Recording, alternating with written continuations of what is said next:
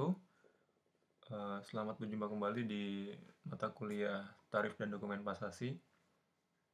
Oke, untuk saat ini materi yang akan kita bawakan adalah Miscellaneous Charge Order.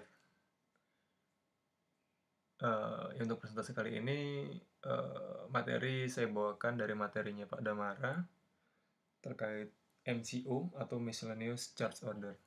Oke, langsung saja. Apa sih MCO itu? Ya, sebenarnya MCO itu adalah suatu dokumen berharga atau accountable dokumen yang dikeluarkan oleh masing-masing maskapai penerbangan yang beroperasi secara internasional sebagai alat perintah untuk membayar, mengisi tiket, balance pembayaran, dan lain-lain. Jadi, maskapai penerbangan yang berada di bawah naungan IATA atau yang belum berada di bawah naungan IATA itu punya semacam surat berharga atau gampangnya pikirnya seperti ini. Contohnya seperti cek. Nah, dokumen cek. Jadi ada surat yang itu isinya adalah yang diberikan oleh maskapai kepada di sini ya, kepada pekerja kantoran, eksekutif, terus rich people, terus pelaku pariwisata di dunia, di travel agent misalnya, travel operator, travel agent, yang diberikan cek untuk bisa ditukarkan di maskapai penerbangan yang memberikan. Seperti itu. Misalnya bisa ditukarkan untuk pengganti tiket atau servis kelebihan bagasi, pembayaran kelebihan bagasi, dan lain-lain. Intinya adalah surat berharga pengganti uang yang bisa digunakan oleh pihak lain yang diberikan oleh maskapai penerbangan. Nah, servis apa aja yang diberikan di sini? Pertama adalah transportasi udara. Jadi MCO itu bisa ditukarkan untuk tiket pesawat atau transportasi udara. Terus kelebihan bagasi. Jadi misalnya ada kelebihan bagasi, seorang orang ini, wisatawan ini punya MCO yang diterbitkan oleh Garuda Indonesia misalnya.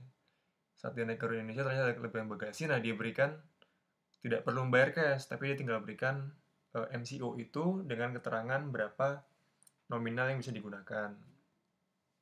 Lalu penyewaan mobil yang ada kerjasama dengan maskapai penerbangan juga bisa.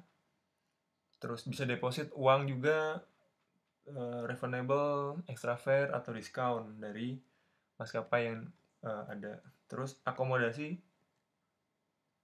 paket tour, dan pembelian seat pesawat atau pemilihan seat pesawat dalam pesawat jika ada extra fare ya, atau ada ekstra biaya tambahan. Itu ya, ini service-service yang bisa digunakan. Terus siapa yang bisa meng-issue MCO? Ada dua segmen besar. Yang pertama adalah dari IATA sebagai organisasi induk penerbangan dunia, dan yang kedua adalah maskapai penerbangan. Nah, jadi di dalam MCO atau di dalam cek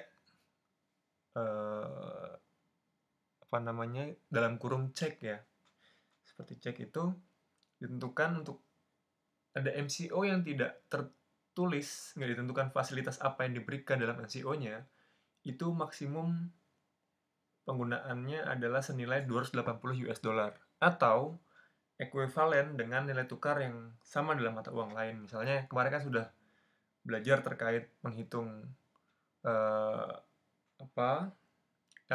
LFC, local currency itu LCF local currency pair, dari NUC menjadi local currency pair seperti apa. Nah, ini sama. Jadi seharga sama dengan 280 US dollar. Lalu yang kedua adalah MCO yang spesifikasinya sudah ditentukan atau service yang diberikan sudah ditentukan di suratnya itu, di kuponnya itu sudah ditentukan. Misalnya MCO ini atau kupon ini digunakan untuk pembelian tiket pesawat. Nah, itu spesifikasi. Udah ada spesifikasinya dan itu nilainya tidak terhingga nominalnya. tidak terikat sama batasan 280 US dollar itu tadi. Jadi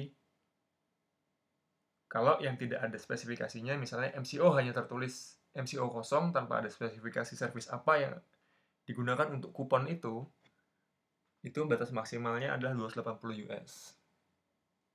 Nah, untuk jangka waktunya adalah 1 tahun sejak di-issue, sejak dikeluarkan oleh maskapai atau oleh IATA, dan dapat diperpanjang.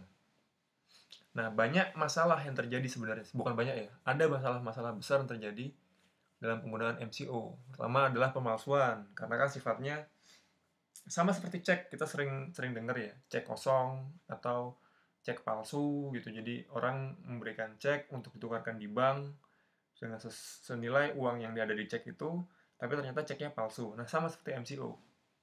MCO pun juga banyak disalahgunakan untuk pemalsuan, dipalsukan ya. Jadi bisa digunakan untuk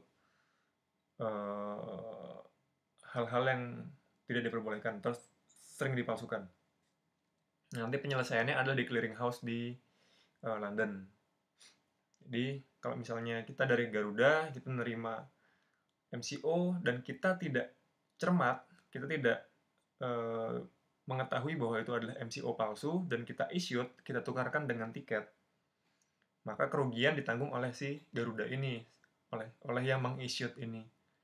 Nah, jadi itu akan diselesaikan nanti di clearing house dan bisa menuntut orang yang membuat pemalsuan MCO.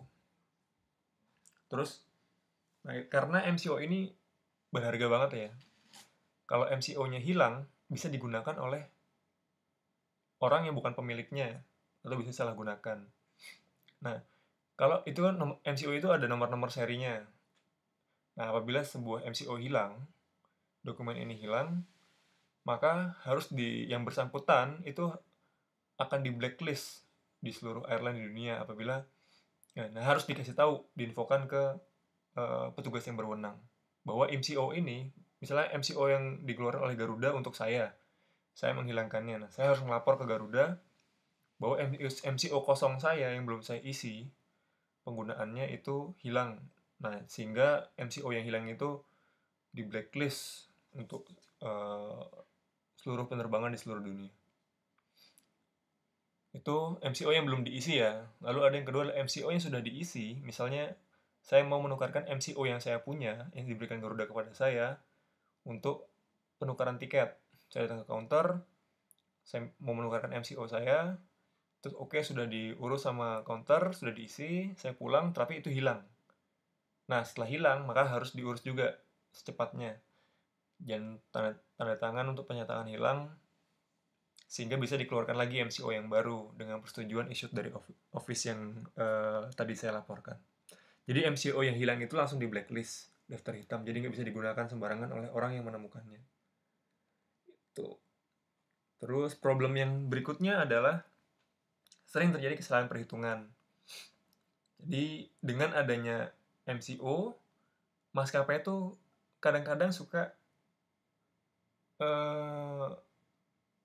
terjadi kesalahan perhitungan dari nilai yang MCO yang ada. Padahal harusnya nih ya, di MCO itu tertulis misalnya 260 US dollar. Padahal yang keluar adalah 280, jadi ada selisih. Nah, selisih ini sering terjadi. Maka untuk penyelesaiannya, karena MCO ini adalah surat berharga yang dikeluarkan oleh IATA, dan untuk penyelesaiannya biasa diselesaikan di clearing house di London. Jadi ini clearing house ini lembaga yang memang mengurusi permasalahan terkait MCO, adanya kurang pembayaran atau apapun sebagainya. Yaitu terus, nah, sering terjadi perselisihan. Jadi dalam dunia penerbangan, yang dibawahi oleh IATA, semua maskapai yang ada di bawah IATA harus tunduk kepada ketentuan IATA terkait konvensi Jenewa. Jadi apabila ada perselisihan antara travel agent dengan maskapai atau maskapai dengan maskapai internasional, itu maka penyelesaiannya harus menggunakan peraturan-peraturan yang dikeluarkan oleh IATA. Gitu. Oke, ini contoh MCO-nya. Nah, MCO ini juga kan harus jelas ya. Di sini kan di blok nih. Ini sebenarnya nama pemegang MCO-nya ini siapa. Terus kalau di sini sudah diterbitkan tuh dari British Airways. Nah, Message News Charge Order. Terus, nah ini jumlahnya 268 eh, BRL. Jadi mata uangnya Inggris pound sterling. Ya, ini contoh MCO. Ini juga contoh MCO.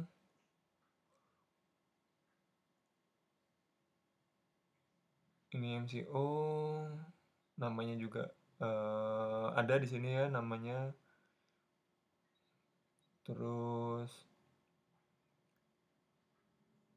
ya ini untuk travel agency service fee. Jumlahnya $15. Ini juga contoh MCO yang terus dengan tangan.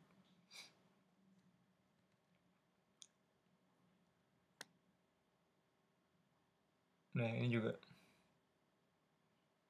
contoh MCO kosong, jadi yang tetap bisa diisi.